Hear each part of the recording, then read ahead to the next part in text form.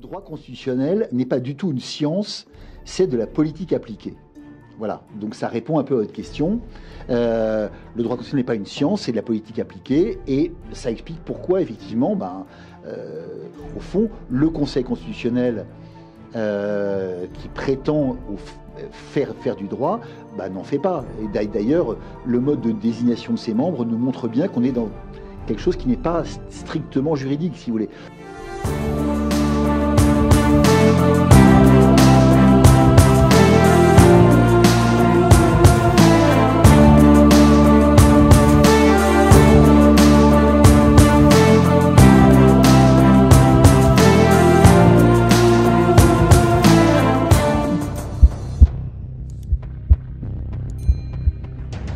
Bonjour Frédéric Rouvillois. Bonjour Gabriel.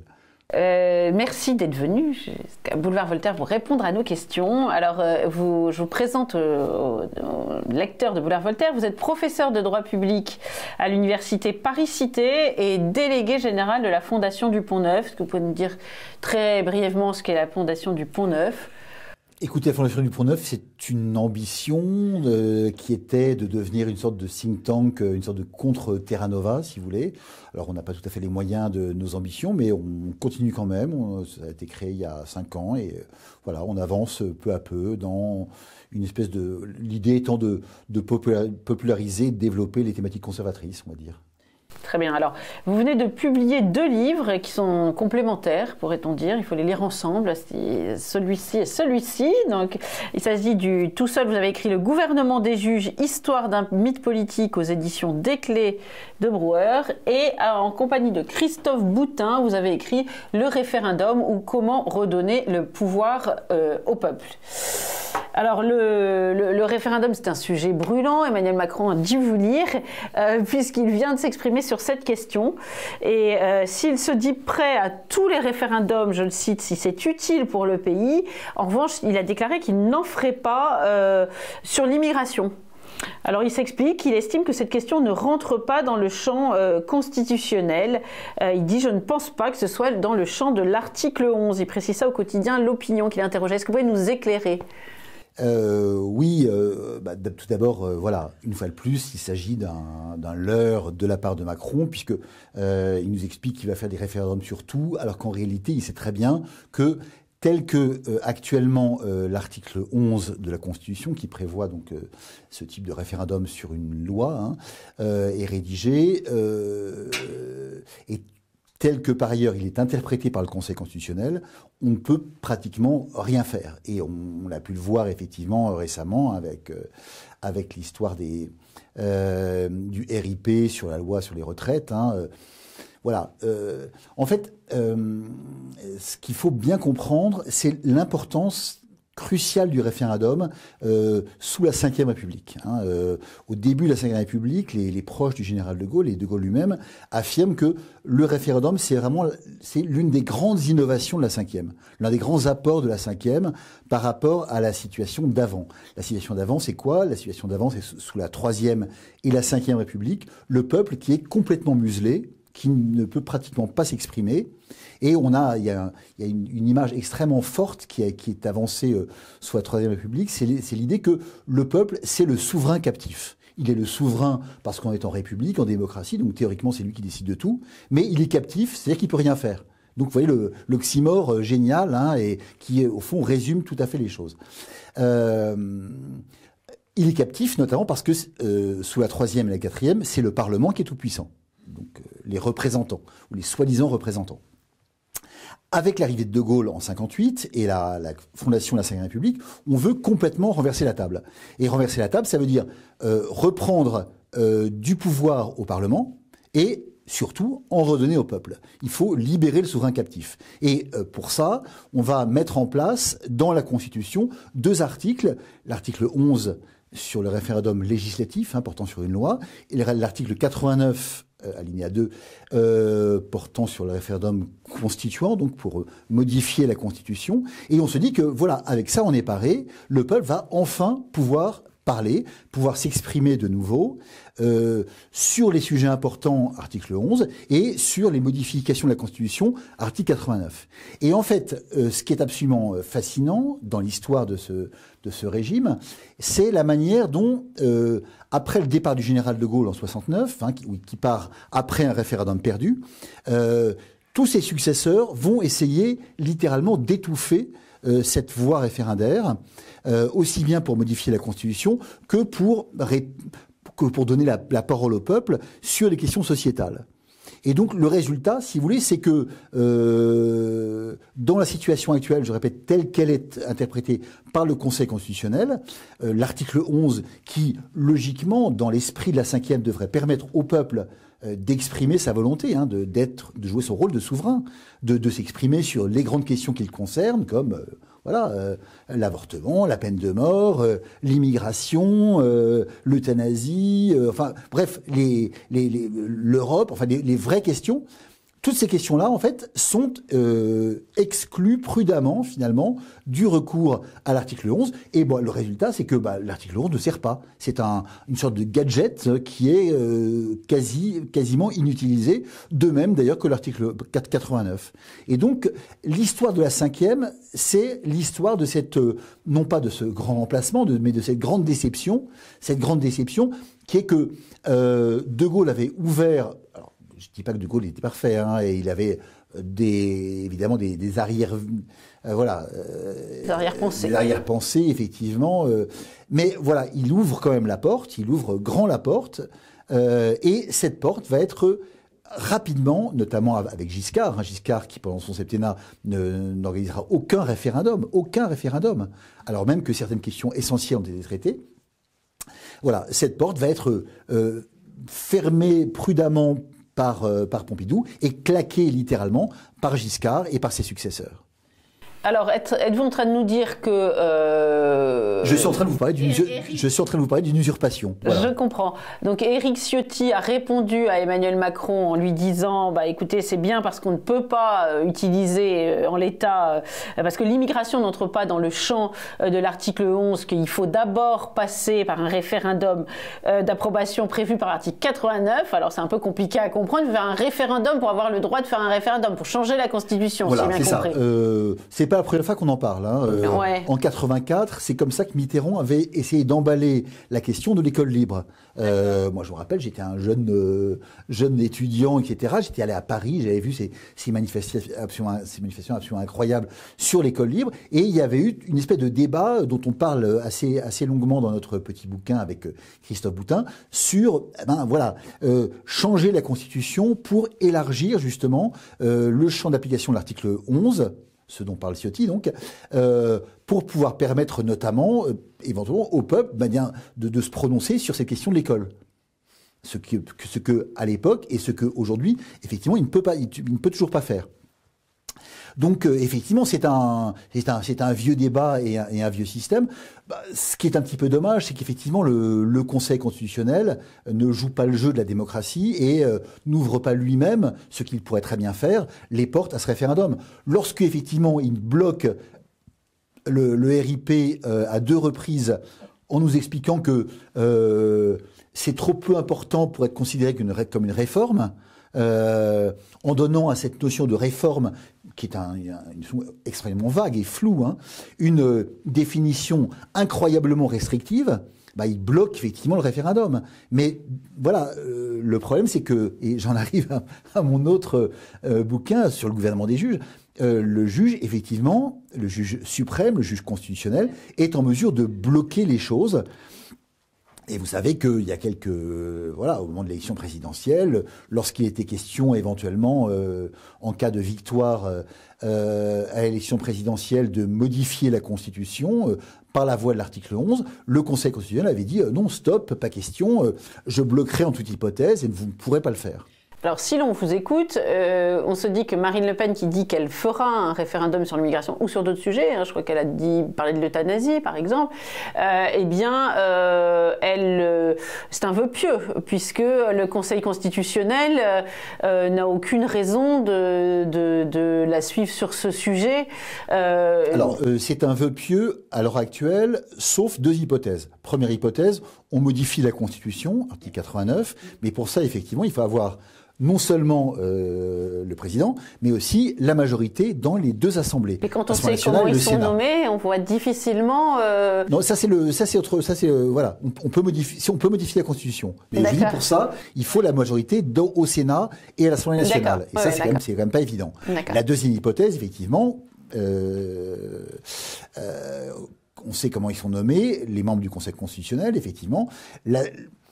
La seule manière d'agir serait en quelque sorte de tordre le bras au Conseil constitutionnel et de le convaincre, sur un mode politique plus que juridique, de modifier sa jurisprudence. Hein, au fond, rien n'est impossible. Hein, et du reste, là aussi, c'est ce que je raconte dans mon livre à propos des États-Unis, c'est ce que Roosevelt avait fait en 1937, lorsque la Cour suprême des États-Unis bloquait son grand mouvement de réforme, le New Deal.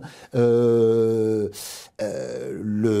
l'époque, donc Roosevelt leur a dit, si c'est comme ça, je tape du poing sur la table, et si ça ne marche pas, je modifierai les règles relatives à la Cour suprême, notamment pour nommer un nombre important de nouveaux membres, ce qui, par conséquent, faire basculer la majorité et vous empêchera de m'empêcher. Alors, en France, c'est pas aussi simple que ça, parce que là, on peut pas modifier comme ça, d'une simple loi, le nombre des membres du Conseil constitutionnel, qui est inscrit dans la Constitution. Mais voilà, disons, voilà, les deux solutions pour donner raison à Marine Le Pen ou à Éric Zemmour ou à n'importe qui voudrait, voilà, c'est soit effectivement la voie juridique, mais pour ça il faut effectivement la majorité dans les deux assemblées, soit une voie politique qui serait au fond de créer un effet de sidération, si je puis dire, chez le juge constitutionnel ou de crainte d'avoir d'autres problèmes. Comme ça a été le cas, par exemple, en 62, lorsque De Gaulle modifie la Constitution par le biais de l'article 11. Voilà, même chose. Hein. Théoriquement, il n'a pas le droit, si on s'en tient au texte de la Constitution, mais ce droit, il va le prendre. Et face à De Gaulle, évidemment, le Conseil constitutionnel, en 62, qu'est-ce qu'il fait ? Il dit, il ferme les yeux prudemment et il dit oui, je ne suis pas compétent pour me prononcer, donc je ne me prononce pas sur cette question. Voilà. Oui, et revenons sur ce Conseil constitutionnel qui a fait beaucoup gloser au moment de la réforme des retraites. Ce qui est très perturbant pour les Français, c'est que ils sont censés donner des avis juridiques, si on a bien compris, en matière de droit constitutionnel. Alors, je vous coupe une seconde, je ne veux pas faire mon prof, mais en fait, ce ne sont pas des avis juridiques, hein, et c'est beaucoup plus important, c'est ça qui est intéressant. Ce n'est pas des avis, un avis, c'est simplement, on vous consulte. Oui, bien sûr. Ce sont des décisions. Des décisions. Autrement dit, c'est pas lui qui, c'est lui qui va décider véritablement de la suite qui va être donnée à un projet politique. Très bien, mais c'est une matière quand même juridique, et est-ce qu'on ne peut pas s'étonner d'avoir des politiques finalement, parce que là où, comme Laurent Fabius, là où on s'attendrait à avoir des juristes en droit constitutionnel, c'est comme si on envoyait des politiques faire de la médecine. Pourquoi les envoyer faire du droit ? J'ai pris comme exergue dans mon livre sur le gouvernement des juges une phrase d'un homme, d'un juriste américain très célèbre, qui avait aussi été un homme politique, un des conseillers de Roosevelt, qui disait « Le droit constitutionnel n'est pas du tout une science, c'est de la politique appliquée ». Voilà, donc ça répond un peu à votre question. Le droit constitutionnel n'est pas une science, c'est de la politique appliquée, et ça explique pourquoi, effectivement, au fond, le Conseil constitutionnel qui prétend faire du droit, n'en fait pas. Et d'ailleurs, le mode de désignation de ses membres nous montre bien qu'on est dans quelque chose qui n'est pas strictement juridique, si vous voulez. On n'est pas comme par exemple le tribunal constitutionnel allemand, dans lequel tous les membres du tribunal qui sont en plus plus nombreux que les Français, doivent être docteurs en droit, spécialistes de la matière, ayant déjà enseigné ou ayant déjà siégé dans une juridiction fédérale. En France, pas du tout. Et effectivement, on a glosé sur cette brave dame qui est licenciée en histoire. C'est très bien, une licence en histoire, mais évidemment, ça ne donne pas immédiatement des compétences en droit constitutionnel. Mais voilà, c'est ce que disait il y a quelques années Dominique Schnapper, vous savez, la fille de Raymond Aron, qui est une sociologue, qui avait été nommée elle aussi au Conseil constitutionnel et qui avouait tout bonnement ne rien y connaître. C'était pas du tout sa spécialité. Mais au fond, le problème se pose pas. D'abord parce qu'effectivement, c'est un organe politique au moins autant qu'une juridiction, et d'autre part, dans la mesure où, à l'arrière-plan, si vous voulez, des membres du Conseil constitutionnel, ou en tout cas de bon nombre d'entre eux, ceux qui n'ont pas fait de droit, ou en tout cas qui n'ont pas fait de droit depuis l'époque de l'époque lointaine où ils étaient à l'université, il y a effectivement des conseillers, des staffs qui sont eux-mêmes liés au gouvernement et qui en réalité font tout le boulot, si vous voulez. Bref, nous sommes en face d'un organe qui ressemble un peu à une juridiction, mais qui ne l'est pas. D'ailleurs, il faut que vos auditeurs comprennent bien une chose.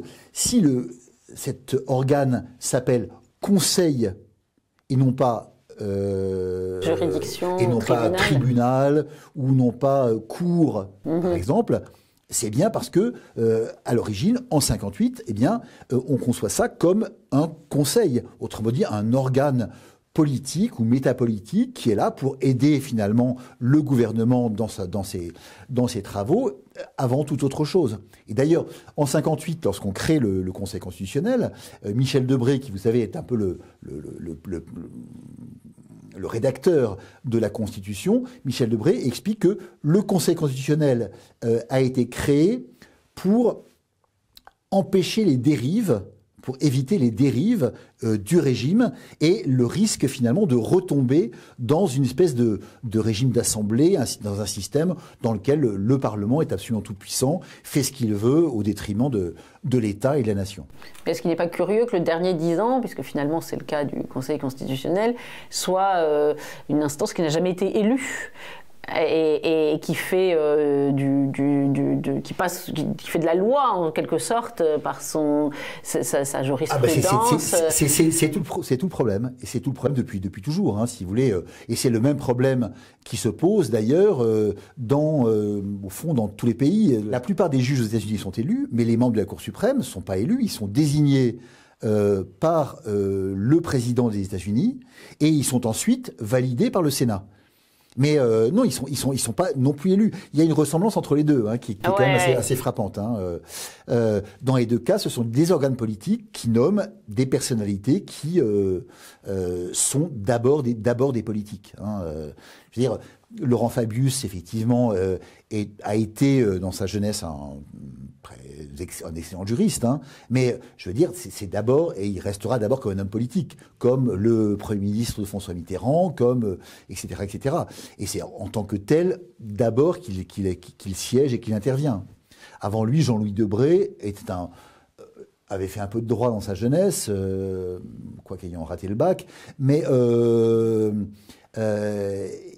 voilà, il était là aussi d'abord un politique. Et je dirais d'abord aussi le fils de Michel Debré. Et etc., etc. Si vous voulez, il est clair qu'on est en face d'une instance qui est une instance politique, mais qui, comme vous le dites à très juste titre, est une instance non élue, et donc une instance qui pose un problème massif par rapport à la notion de démocratie. Et notamment dans la mesure où vous disiez qu'il fait la loi, il fait encore plus que la loi. En fait, il défait la loi et il la défait sur le fondement d'une interprétation qu'il va lui-même librement déterminer de la Constitution. Et déterminer le sens d'une règle, c'est au fond être un peu l'auteur de cette règle. Ça veut dire que si on va jusqu'au terme, au fond du raisonnement, le Conseil constitutionnel, il est un peu le co-auteur de la Constitution. Ça va très très loin en fait. Et au fond, il fait ce que seul le peuple souverain peut faire, à modifier la Constitution, c'est-à-dire la loi suprême.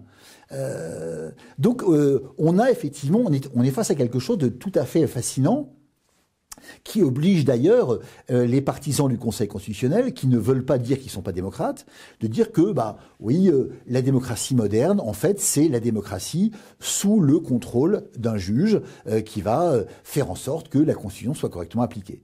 Mais bon, là encore, comme le leurre de tout à l'heure d'Emmanuel Macron sur l'immigration, qui sait très bien que l'immigration n'est pas le seul sujet pour lequel on ne peut pas utiliser le référendum, la preuve, là encore, il s'agit effectivement d'un leurre, pour parler poliment. Ce qui est très inquiétant pour les spectateurs, les lecteurs qui nous regardent, les auditeurs, c'est que si le Conseil constitutionnel, et je comprends, c'est ce que je comprends en vous écoutant, détient la clé d'un référendum en matière migratoire, on ne voit pas pourquoi il les donnerait, quel que soit le gouvernement, sachant que, par exemple, sur la question Cédric Herrou, il a érigé le principe de fraternité comme un principe constitutionnel, si j'ai bien compris.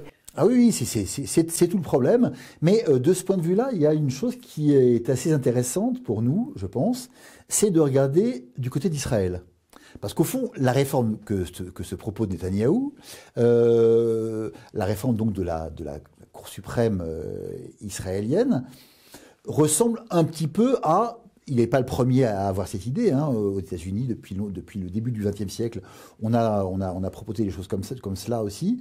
Mais il propose quoi? Il propose que le cas échéant, la Knesset, donc le Parlement israélien, lorsque le tribunal suprême a invalidé une loi que la dite Knesset vient d'adopter, la Knesset peut reprendre le dossier en quelque sorte et surmonter la décision de la Cour suprême qui, ce faisant, apparaît au fond comme voilà, c'est une espèce de ça l'a fait rétrograder alors. C'est une sorte de veto temporaire en quelque sorte, mais qui peut être surmonté par une majorité, éventuellement une majorité un peu qualifiée du Parlement. C'est une proposition qui avait été développée aux États-Unis dans les années 20, notamment par la gauche, qui a été évoquée en France à droite dans les années 70-80, et qui au fond, voilà. Bon, le problème évidemment, c'est que pour pouvoir le faire, il faut modifier la Constitution. Donc c'est un peu le serpent qui se mord la queue. Pour l'instant, c'est un peu le serpent qui se mord la queue, c'est-à-dire que tant qu'effectivement la Constitution ne peut pas être modifiée, le Conseil constitutionnel peut camper sur ses positions et il peut effectivement barrer, si vous voulez, toute tentative qui viserait à modifier les règles relatives à l'immigration, par exemple. Oui, parce que c'est le même sujet pour l'Europe, parce que j'avais cru comprendre, dites-moi, je suis une néophyte, dis-moi si je me trompe, mais que pour Éric Zemmour comme pour Marine Le Pen, la solution était dans le référendum précisément, et de la modification de la Constitution qui était au-dessus du droit européen dans l'ordre juridique. Oui. Mais j'ai cru comprendre en même temps que dans une forme de jurisprudence, je ne sais pas si c'est le mot adapté, eh bien, le droit constitutionnel avait cédé le pas volontairement au droit européen. Donc là aussi, est-ce qu'on n'est pas dans un phénomène de serpent qui se mord la queue une fois de plus ?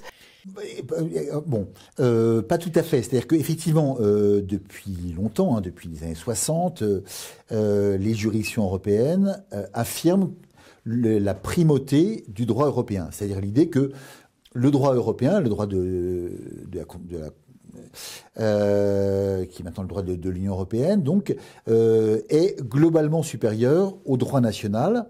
C'est-à-dire que la moindre norme de droit européen est supérieure à la norme la plus élevée du droit national, notamment la Constitution. Pour autant, en France et dans d'autres pays d'Europe, et notamment, on l'a vu de manière spectaculaire en Pologne en 2021, les juridictions, y compris le Conseil constitutionnel, ont des positions, on va dire, un peu plus prudentes. C'est-à-dire qu'ils ne remettent pas totalement la clé, effectivement, à la Cour de justice de l'Union européenne. Voilà. Si vous voulez, subsiste effectivement une hiérarchie des règles dans laquelle, en vertu de laquelle, la Constitution de l'État est supérieure quand même aux droits des traités et notamment aux droits européens. Ceci dit, les choses sont quand même un petit peu, voilà, c'est un peu tangent si vous voulez, et modifier les choses, se libérer effectivement du carcan ou du joug du droit européen ou du droit de la Convention européenne des droits de l'homme, c'est quelque chose de évidemment très compliqué, surtout si on n'a pas effectivement l'appui du Conseil constitutionnel. Si on a cet appui, les choses sont très simples. Si on ne l'a pas, eh bien, elles deviennent beaucoup plus compliquées. Alors il faut rappeler, parce que nous ne l'avons pas dit tout à l'heure, comment sont nommés les membres du Conseil constitutionnel. Ils sont nommés pour un tiers par le président de la République et un tiers par le président de chaque chambre, c'est ça ? C'est ça. C'est le cas depuis le début. Donc 3 par le président du Sénat, 3 par le président de l'Assemblée nationale et 3 par le président de la République, dont celui qui va être le président du Conseil constitutionnel, qui a voix prépondérante en cas de partage, mais qui surtout en fait, organise le jeu et qui, de ce fait, a une voix prépondérante. Pas seulement une voix prépondérante, il a une prépondérance de fait, si vous voulez, puisque notamment, il a la possibilité de désigner celui qui va être le rapporteur sur tel ou tel dossier. Et en fonction de la personnalité du rapporteur, évidemment, l'équilibre des forces ne sera pas du tout le même. Autrement dit, il est vraiment le maître du jeu. Ce président du Conseil c'est ce qu'est aujourd'hui Laurent Fabius. Ce qu'est aujourd'hui Et il changera en 2025, c'est ça ? Enfin, c'est la fin de son mandat, me semble-t-il, en 2025. C'est ça, je crois. Mais il n'y a aucune raison qu'Emmanuel Macron ne nomme pas quelqu'un qui lui soit proche ou favorable. Il est absolument certain qu'Emmanuel Macron nommera quelqu'un qui est proche de lui. Donc ça veut dire que si ça a toujours absolument été le cas, sans aucune exception. D'accord. Donc si d'aventure un candidat transgressif, appelons-le Marine Le Pen, Éric Zemmour ou je ne sais pas, Laurent Wauquiez, François-Xavier Bellamy, était élu en 2027, il aurait face à lui un Conseil constitutionnel qui a priori serait hostile. Il aurait face à lui un président du Conseil constitutionnel pour les 7 ans à venir, qui effectivement aurait été nommé en réalité pour l'empêcher d'agir. Donc, nos futurs non, pas nos futurs, parce que de très bons auteurs ont dit que tout désespoir en politique était une sottise absolue et qu'il fallait jamais désespérer en la matière et que au fond, tout est possible. Mais effectivement, si on s'en tient au droit tel qu'il existe à l'heure actuelle et aux rapports de force tels que nous les connaissons, effectivement, le futur est quand même compliqué. Alors revenons-en à votre livre, parce que j'ai trouvé très intéressant sur l'autre aussi également, sur le référendum, mais ça lui nous venons d'en parler, mais sur le gouvernement des juges. Vous dites que c'est un mythe. Pourtant, c'est vrai qu'aujourd'hui, on a le sentiment que ce sont les juges qui écrivent la partition. Alors, je dirais, c'est à la fois un mythe et une réalité, comme c'est souvent un peu le cas. Une réalité dans la mesure où, effectivement, comme vous venez de le dire, les juges, les juridictions suprêmes, dans beaucoup de pays, et notamment aux États-Unis ou en France, ont un rôle absolument capital et tellement important qu'on ne voit pas très bien comment les empêcher de jouer leur partie et je dirais presque de dominer. C'est une chose qui m'avait frappé notamment au moment de l'élection présidentielle lorsque l'un des candidats, Éric Zemmour pour ne pas le nommer, avait expliqué que au fond l'une des solutions ce serait de revenir à la solution d'avant 71, c'est-à-dire d'empêcher le Conseil constitutionnel de statuer sur autre chose que la Constitution elle-même. Après 71, c'est la création de ce qu'on appelle le bloc de constitutionnalité, c'est-à-dire l'ouverture en fait des normes de référence du Conseil constitutionnel, notamment au préambule de 58, au préambule de la Constitution de 46, ou encore à la Déclaration des droits de l'homme et du citoyen de 89. Ce qui permet aux juges d'avoir une palette gigantesque de règles qu'il va pouvoir modifier, interpréter, créer lui-même, à partir desquelles il va pouvoir contrôler la loi et donc, si vous voulez, brider, au fond, l'action du Parlement et du gouvernement. Évidemment, ça change tout. Et ça, c'est en 71. Donc. Et donc, Zemmour disait, voilà, si on supprimait cette possibilité de recours à ce bloc de souveraineté, si le Conseil était tenu de ne statuer que sur la base de la Constitution, de l'article 1, article 89, bah, il n'y aurait plus de problème. Sauf que, en réalité, si. Il y a toujours des problèmes. Et vous citiez tout à l'heure très justement la jurisprudence sur le principe de fraternité. Le principe de fraternité, il figure dans le texte de la Constitution. Puisque le juge constitutionnel s'est servi de la devise liberté, égalité, fraternité pour prendre ce terme de fraternité et pour lui donner un sens qui n'était évidemment pas celui du Constituant de 58, ni même de ceux qui ont inventé le terme sous la Révolution française, un terme qui permet effectivement finalement d'ouvrir plus largement encore les portes à une immigration clandestine. Donc tout ça pour vous dire que le juge peut faire feu de tout bois, littéralement. Il peut se servir de n'importe quel mot qui figure dans la Constitution, le mot liberté, le mot égalité, le mot fraternité, par exemple, qui sont des mots valises, des mots qui sont susceptibles d'un développement littéralement infini et au-delà.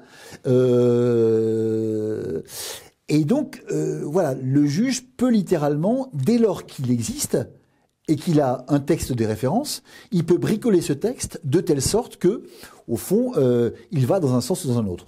On a un très bon exemple avec les États-Unis. Lorsque la Cour suprême américaine, en 73, dans l'arrêt Roe versus Wade, déduit le droit fédéral à l'avortement d'un texte de la très brève Constitution américaine, un texte qui a un amendement qui date de 1868 et qui, évidemment, ne parlait pas de l'avortement ou d'un droit fédéral à l'avortement, vous voyez comment les choses peuvent se passer, en fait. Il suffit d'un mot pour que le juge puisse en faire une règle, puisse en faire une norme. Et une norme qui, étant donné son statut, est une norme constitutionnelle, une norme qui est au-dessus des lois, au-dessus du gouvernement, au-dessus de tout. Donc, si vous voulez, dès lors qu'il y a un juge constitutionnel, eh bien, il a potentiellement la faculté de prendre un pouvoir très important. Donc ce Conseil constitutionnel a un pouvoir tentaculaire. Un pouvoir potentiellement tentaculaire, oui. Maintenant, il pourrait aller aussi dans le bon sens. Regardez la Cour suprême américaine actuelle. Au fond, lorsqu'elle rend l'arrêt Dobbs l'année dernière, les conservateurs américains ou français sont quand même bien contents de ce qu'il réussit à faire, notamment face à Biden et face aux partisans d'une vision ultra progressiste des problèmes sociétaux. Donc voilà, il a effectivement potentiellement un pouvoir tentaculaire. Dès lors qu'il y a un juge constitutionnel, il a ce pouvoir. Maintenant, voilà, la question, c'est comment limiter ça. Alors, nos amis anglais parlent de common decency,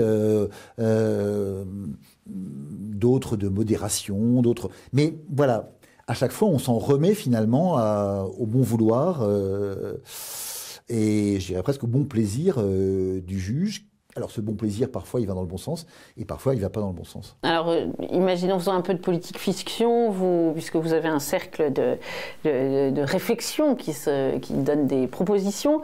Donc, nous sommes en 2027, donc un candidat qu'on pourrait appeler alternatif vient d'arriver... Sandrine Rousseau, donc. Voilà, c'est ça, je pensais justement à elle. Au gouvernement... Elle veut donner une impulsion différente en matière migratoire, européenne, sociétale, enfin tous les sujets que l'on imagine. Quelles seraient les premières dispositions à prendre pour ne pas s'enliser dans la paralysie absolue après tous ces écueils que nous avons évoqués? Écoutez, si on en reste au statu quo actuel, il n'y a pas de solution. Voilà.